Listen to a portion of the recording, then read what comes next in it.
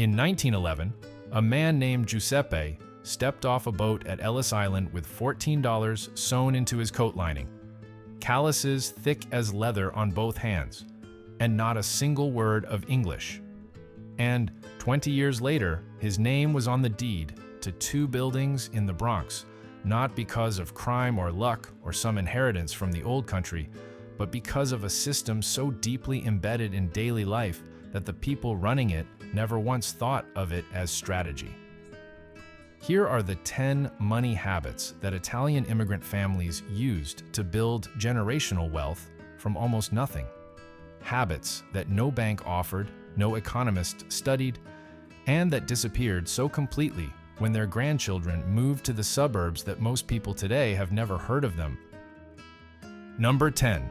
2 incomes, 1 rent. Here is the simplest math problem nobody in American personal finance wants to discuss. Your rent is $13 a month. Your mother-in-law arrives from Calabria and moves into the back room. Your rent is still $13 a month. Your food costs go up maybe $2. But now there is a second income coming into that apartment, and the math of your entire household has just transformed. That's the doubled household.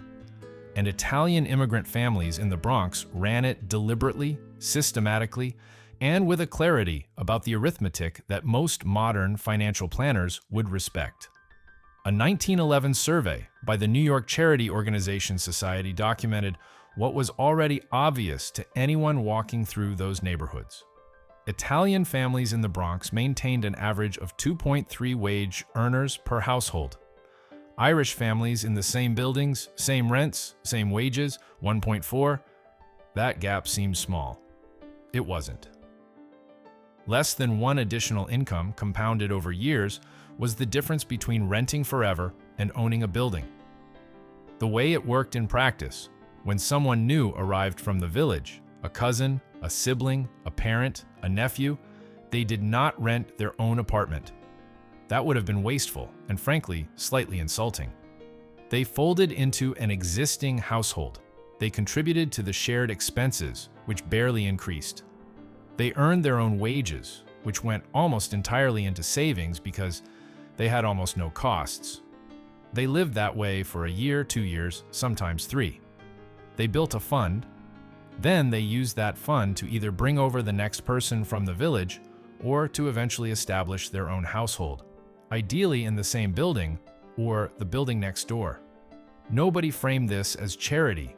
Nobody framed this as sacrifice. It was understood as arithmetic. The household was the unit of financial planning, not the individual. The individual's needs were real, but secondary to the household's trajectory. Carmela and Enzo Russo, she from Reggio Calabria, arrived 1909, lived this model precisely. Enzo worked the rail yards for $14 a week. Within 6 months of arrival, his mother-in-law had come over. Within a year, his younger brother was sleeping in the kitchen. The rent stayed at $13. The household income had effectively doubled. They bought a 2-family house on Lorillard Place in 1923 for $4,200. They used $1,100 they had saved, borrowed the rest from 4 different Pisani, and paid the entire thing off in 9 years. The neighbors who prioritized privacy, who wanted their own space, who thought sharing an apartment with extended family was beneath them. They were still renting when the Russo's mortgage was paid off. Number 9. The Circle. Before GoFundMe, before Venmo, before credit unions existed on every corner, before any of that, there was the Circle. Here is how it worked, and it is almost insultingly simple once you hear it. A group of 10 to 15 women from the same neighborhood, not strangers, neighbors, women who knew each other's children's names and their mother's maiden names, and which families could be trusted and which ones couldn't. Each contributed $2 or $3 every week into a shared pool. Every week, one woman collected the entire pool. The order of who collected when was determined at the beginning by drawing slips of paper. In a group of 12 women, each contributing $3 a week, your turn came with $36 in your hands. In 1922, $36 was 2 months' rent for many families. It was a down payment on a sewing machine that could generate income. It was the difference between making a mortgage payment and missing one. A Yale sociologist named Phyllis Williams documented these rotating credit associations across Italian neighborhoods in 5 American cities in 1929. She found them running in the Bronx on Arthur Avenue, on 187th Street, around Fordham Road. Entirely informal, no contracts, no lawyers, no interest charged in either direction. And she tracked over 200 of them for years, 3 defaults out of 200. That repayment rate would make a modern bank weep with envy. The reason the system held was not legal enforcement. There was none. The reason it held was that the social cost of default was catastrophically higher than whatever money you might keep by walking away. A woman who took her turn and then stopped contributing didn't just cost her neighbors money. She lost her standing in the community. Her children's friendships became complicated. Her family's access to the next circle, and every circle after that, was gone. Her reputation in the neighborhood, which was also her credit rating, her professional reference, her social infrastructure, was destroyed. The circle was not built on trust alone. It was built on the understanding that trust in those neighborhoods was the only currency that really mattered. Maria Garofalo in Belmont ran the same circle for 22 years, from 1911 to 1933. She collected $214 total across her turns over those years. She used 4 of those payouts to make mortgage payments on the building her family had purchased in 1920. The circle kept her in that building through some of the hardest years the American economy produced in the 20th century. Number 8. The garden that replaced the grocery. In 1920, the state of New York conducted an agricultural extension survey and found 4,400 small urban garden plots being actively cultivated by Italian immigrant families in the Bronx. 4,400 gardens. In the Bronx. In a city. On vacant lots, on rooftops, behind buildings, in courtyards, in any patch of earth that could be negotiated or rented or simply claimed through persistent use. The average plot was 14 by 22 feet. That's smaller than most living rooms. The average annual food savings calculated per plot was $41, at a time when a laborer's monthly wages were around $60. Read that again.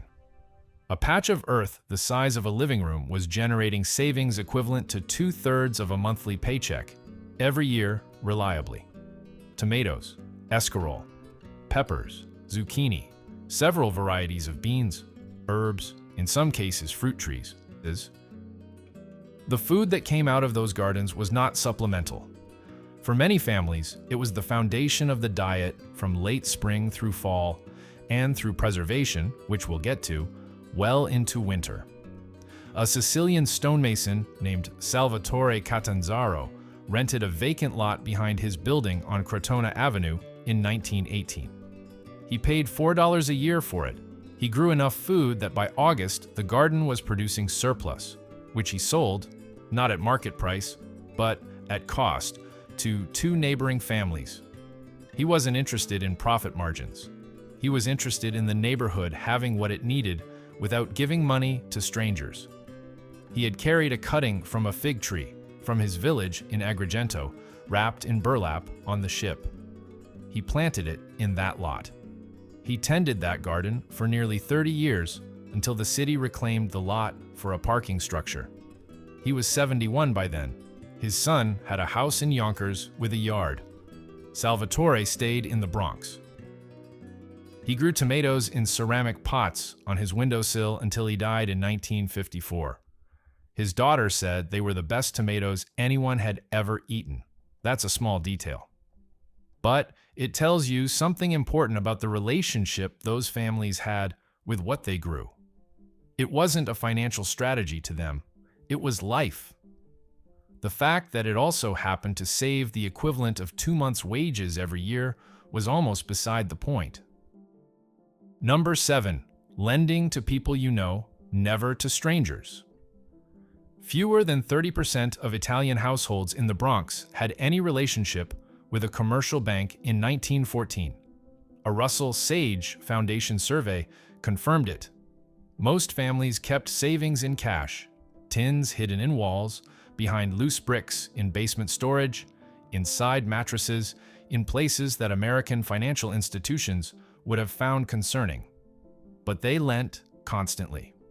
The money moved continuously through those neighborhoods. It just didn't move through banks. The terms of lending in these networks were never written down.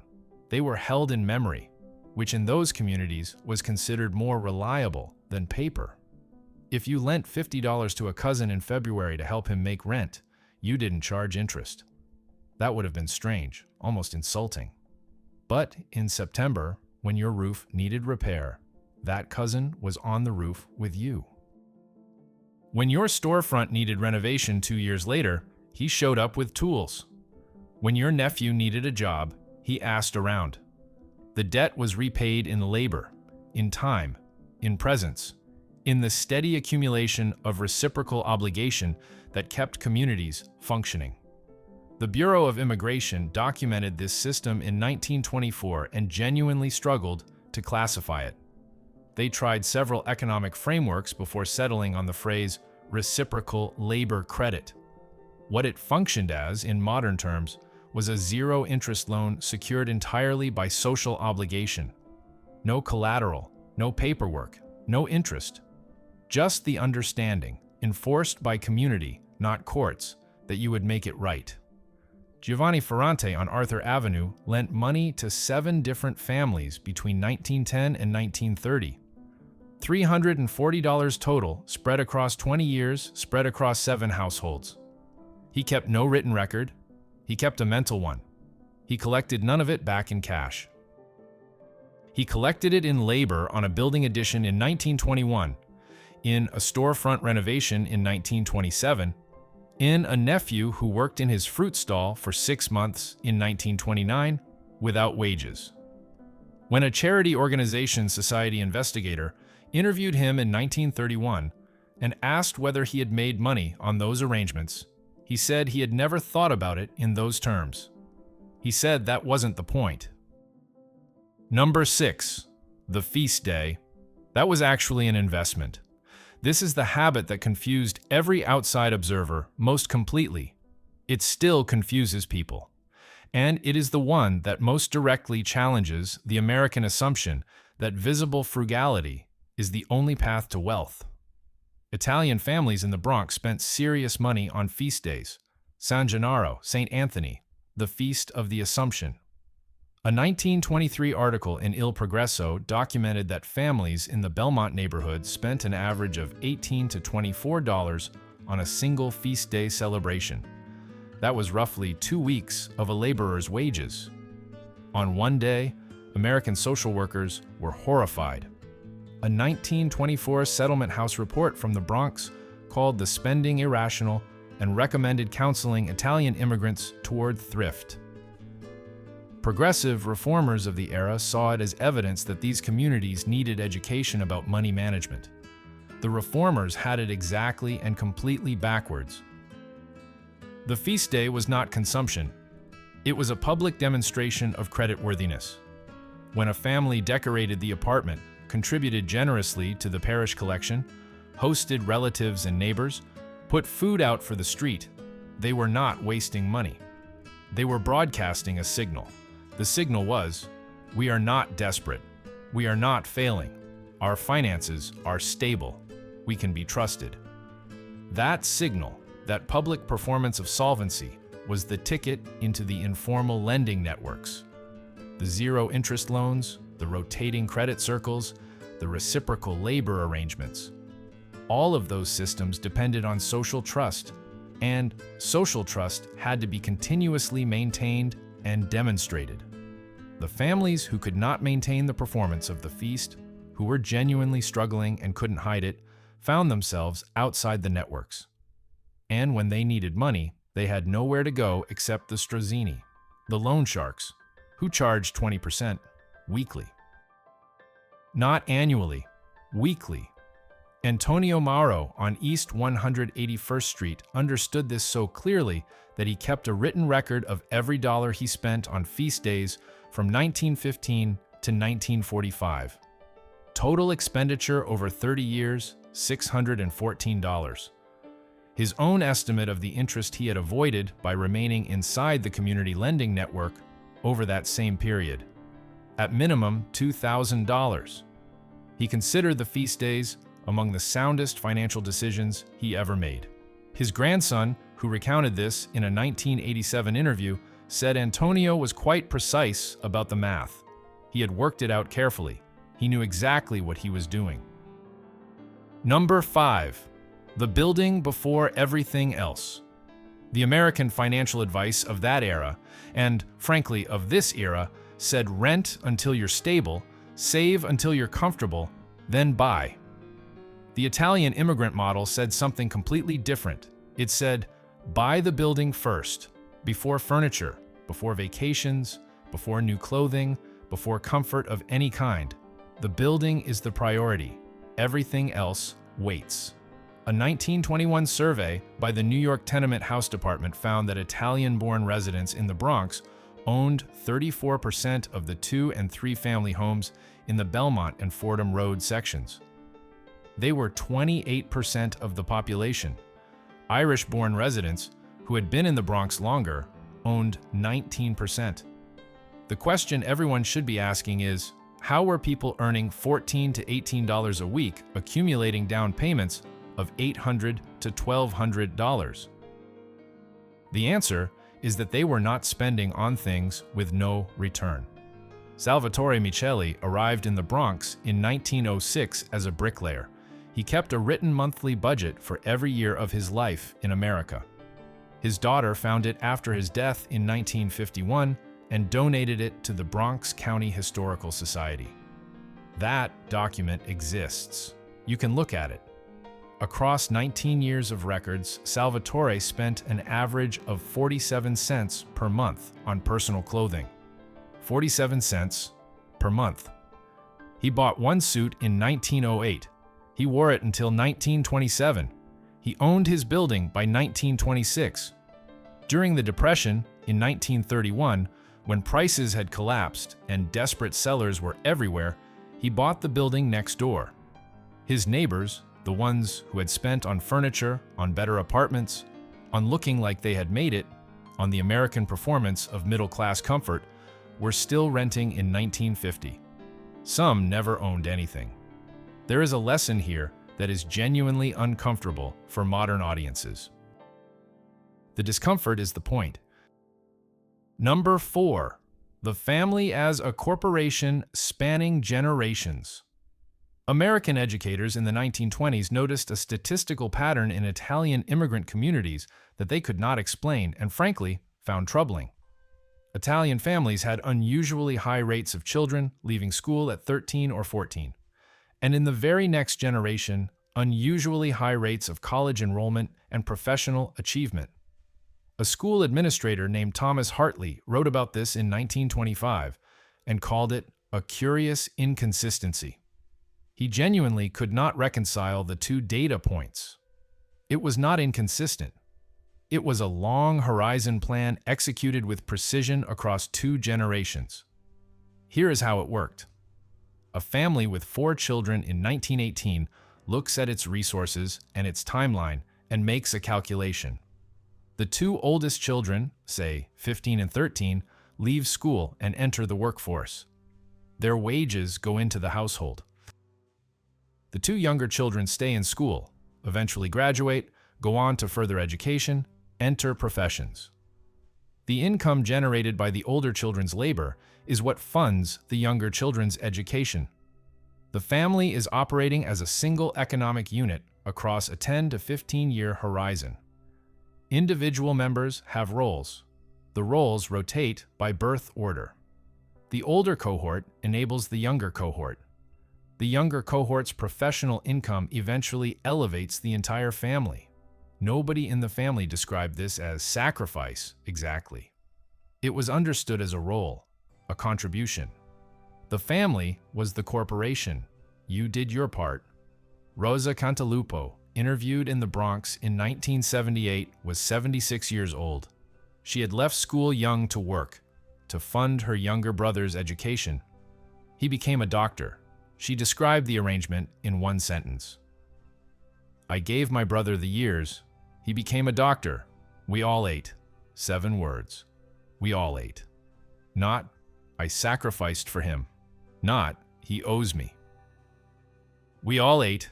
The family was the unit. What fed the family was right. Number 3, the skill that lives in your body. Italian men in the Bronx concentrated in construction trades, bricklaying, masonry, plastering, tile work, stone cutting, at rates far exceeding every other immigrant group arriving in New York during the same period. This was not a coincidence of background or availability. It was a deliberate strategy rooted in a specific theory about what kind of value is actually safe. The theory went like this: a business can be shut down by a competitor, by regulation, by a bad year. A bank account can be frozen, seized, made inaccessible. A building can burn. Paper wealth of any kind depends on institutions you don't control. And immigrants in 1910 had extremely good reasons not to trust institutions. But a man who can lay 500 bricks a day carries his income in his body. That cannot be confiscated. It cannot be inflated away. It cannot be made worthless by a market crash. It goes with him wherever he goes. It feeds his family regardless of what happens to banks or businesses or political conditions. By 1920, Italian workers made up approximately 60% of the construction labor force in the Bronx, according to New York Building Trades Council records. The network was tightly controlled and mutually reinforcing. A bricklayer brought over his nephew from the village, taught him the trade personally, then vouched for him to the foreman. The foreman was often Italian. The general contractor was often Italian. The chain of connection ran from the village in Calabria all the way to the job site in the Bronx. The compounding effect of this concentration was enormous. When a family that owned a building needed to maintain it, repair the foundation, add a room, renovate a storefront, fix a roof, they did not hire out. They called the network. Labor was either performed for free between family members or exchanged in reciprocal obligation. A landlord who was a bricklayer, with brothers who were bricklayers and cousins who were plasterers, could maintain property at a fraction of the cost that non-trade families paid. Vincenzo Albanese arrived in the Bronx in 1903 as a stonemason. He taught the trade to his 3 sons and 2 nephews over the following decade. By 1940, those 6 men had worked on over 200 buildings across the Bronx, the Pelham Bay area, and parts of Westchester. They charged fair market rates to strangers. To family, they charged nothing. The buildings they worked on, they maintained. None of those buildings fell into disrepair. Several of them are still standing today, and still solid. Number 2. The pantry that functioned as an emergency fund. In August 1927, a woman named Concetta De Luca in the Fordham Road section of the Bronx spent 11 consecutive days preserving food for winter. 84 quarts of canned tomatoes, 40 pounds of dried sausage, 22 pounds of olives put up in brine, 6 large jars of pickled peppers, 15 pounds of pork fat rendered into lard, 4 racks of dried figs. Cost of raw materials at summer prices, approximately $8. Replacement value of those same goods purchased at winter retail prices, approximately $34. A 400% return on an $8 investment, paid in 11 days of work rather than cash. She did this every year. Every year the math was roughly the same. A 1928 survey by the Bronx Borough President's Office found that 71% of Italian immigrant households in the Belmont area maintained some form of home food preservation, with an average of 40 to 60 hours of labor invested per household in late summer. 40 to 60 hours, for a return measured in months of food security. But the financial function of the preserved food went beyond the savings on grocery bills, significant as those were. The deeper function was the buffer, the shock absorber. In a lean week, husband out of work due to weather or injury, the savings tin running low, the rent coming up, the family still ate. Not luxuriously, solidly, without borrowing, without falling behind on the mortgage, without going to the loan shark. The pantry shelf absorbed the kind of short-term crisis that, without that buffer, would have forced a family into debt at catastrophic interest rates. It was an emergency fund denominated in food rather than cash, and, in some respects, it was more reliable than cash because it couldn't be borrowed against or spent on something else. It just sat there, waiting for the hard week. Conchetta's daughter, Philomena, moved to Yonkers in 1948. She had a modern kitchen with new appliances and a supermarket 3 blocks away. She never preserved food. She told an interviewer in 1979 that she had gone into debt twice in the 1950s, during slow periods when her husband's work dried up. Conchetta visited once. She saw the empty pantry shelves. She said nothing. Philomena said her mother's silence communicated more than words could have. Number 1. They built a village, not a portfolio. Every habit described above works better, compounds faster, and holds up longer when you understand the one underneath all of them. Because this isn't really a financial habit. It's a way of understanding what money is for and who it belongs to. Italian immigrants who arrived in the Bronx between 1890 and 1920 did not think of themselves as individuals building individual wealth. That framing would have seemed strange to them, almost cold. They thought in terms of the peas, the village, reconstructed on American soil. Families from the same town in Calabria or Sicily clustered on the same blocks, attended the same church, borrowed from the same circles, hired from the same networks, watched each other's children, and maintained through daily proximity the kind of social knowledge that no institution can replicate. American sociologists of the era called this clannishness, a failure to assimilate, an obstacle to progress and integration into American life. Several government reports recommended policies designed to break up these concentrations, to scatter immigrant communities, to force them into contact with strangers rather than allowing them to reconstitute familiar worlds. Those sociologists had it completely and consequentially wrong. What the concentrated village created was information density of a kind that no bank, no credit bureau, no financial institution could produce. Everyone knew who was creditworthy. Everyone knew who had defaulted on a social obligation in 1915 and whether they had made it right. Everyone knew whose word could be trusted and whose couldn't, which families were solid and which were fragile, who had the skills to do what kind of work, who was likely to make good on a handshake deal, and who would find reasons not to.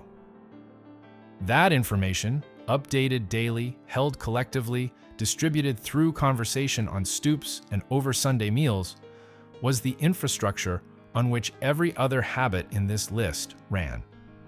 The rotating credit circles only worked because everyone knew everyone. The reciprocal loans only worked because reputation was the collateral. The doubled households only worked because newcomers could be trusted because they came from the same village and their entire family's standing was on the line. In 1932, a Columbia economist named Paul Aronson studied mortgage default rates across immigrant communities in the Bronx during the Depression, the hardest economic period in American history, when default rates everywhere were catastrophic. Italian-born homeowners defaulted at 4.2%. Non-Italian homeowners in the same neighborhoods, at the same income levels, with the same types of properties, defaulted at 11.7%, nearly 3 times the rate. Same depression, same economic conditions. Completely different outcomes. Aronson concluded that the mutual aid networks had absorbed shocks that isolated families could not survive. The village, in other words, was not just a cultural comfort. It was a financial structure. It was doing work that banks and insurance companies and government programs were not doing, and doing it more effectively. The Belmont neighborhood still exists. Arthur Avenue is still there.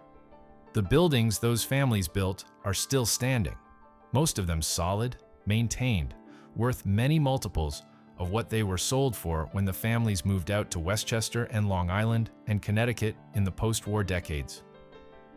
Salvatore Micheli, the bricklayer, with the 47-cent monthly clothing budget and the suit he wore for 19 years, arrived in the Bronx in 1906 with $11 in his pocket.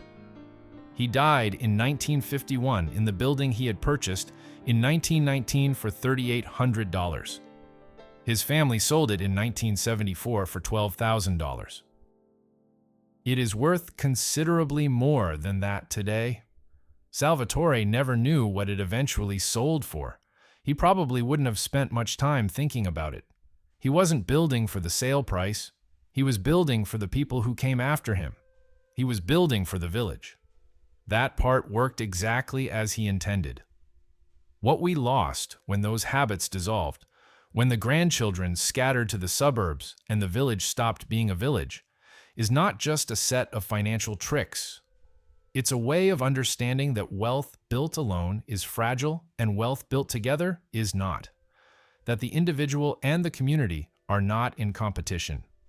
That trust, maintained carefully over years, is worth more than interest rates. That a fig tree carried across an ocean in burlap, planted in rented earth in the Bronx, tended for 30 years, is not a small thing. It is exactly the point.